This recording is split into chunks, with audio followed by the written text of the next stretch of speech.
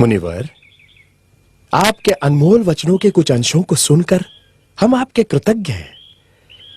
ऐसे उच्च विचार तो हमने जीवन में प्रथमतः ही सुने हैं। मुनिवर, हम दशरथ पुत्र राम हैं।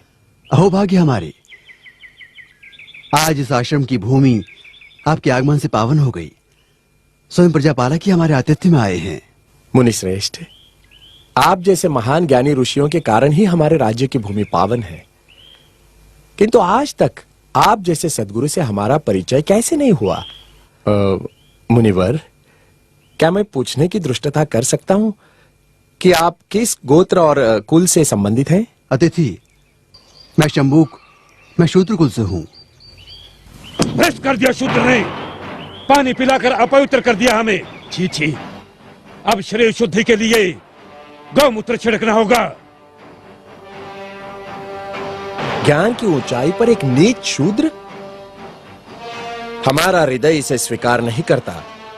किंतु ये सत्य है राजा राम, मैं शूद्र हूं। ज्ञान की गंगा का स्पर्श मात्र ही जिनके लिए वर्जित है, उनके पास ज्ञान का भंडार असंभव। तभी तो राम राज्य में अराजकता फैली है। राम, क्या आपको ज्ञात है कि धर्मानुसार आपका अपराध जघन्य है? मेरा अपराध? क्या शूद्र का ज्ञान प्राप्त करना अपराध है? हाँ, अपराध है, जिसके कारण हमारे राज्य में एक ब्राह्मण पुत्र की अल्पायु में मृत्यु हो गई। हे कर्तव्यनिष्ठ राम, बड़े ही दुख के साथ मुझे कहना पड़ रहा है कि निष्कारण ही आप मुझे ब्राह्मण पुत्र की मृत्यु का दोषी ठहरा रहे हैं, जिस घटना से मेरा कोई संबंध नहीं, उसका मुझ पर।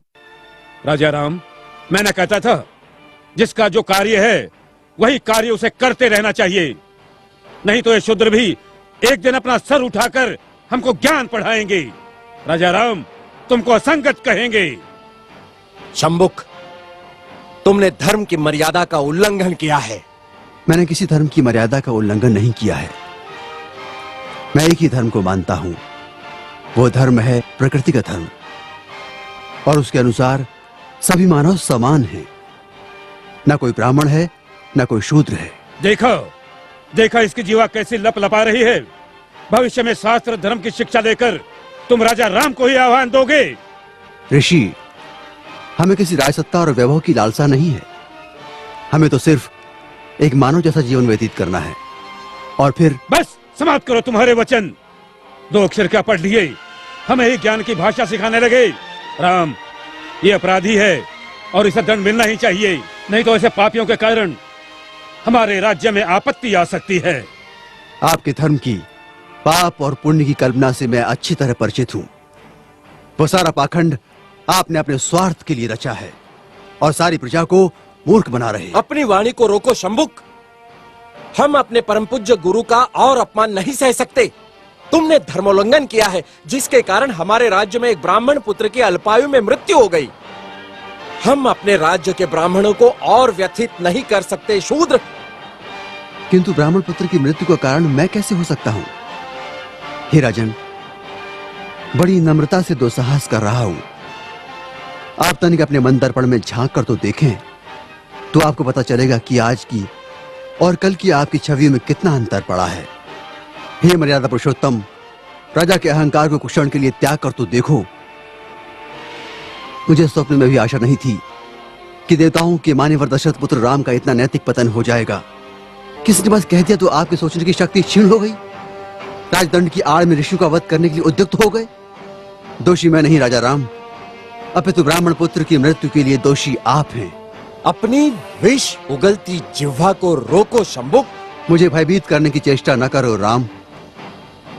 जब जब किसी शूद्र ने परंपरागत सामाजिक दास्तां की बेड़ियां तोड़ने की चेष्टा की, तब तब धर्मांधों ने उसकी हत्या कर दी।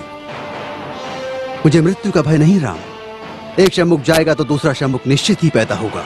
शंभुक, मैं राम, स्वाभिमान और स्वतंत्रता का लघु जीवन भी दास्ता और अपमान से भरे दीर्घायु से कई गुणा सुकर है।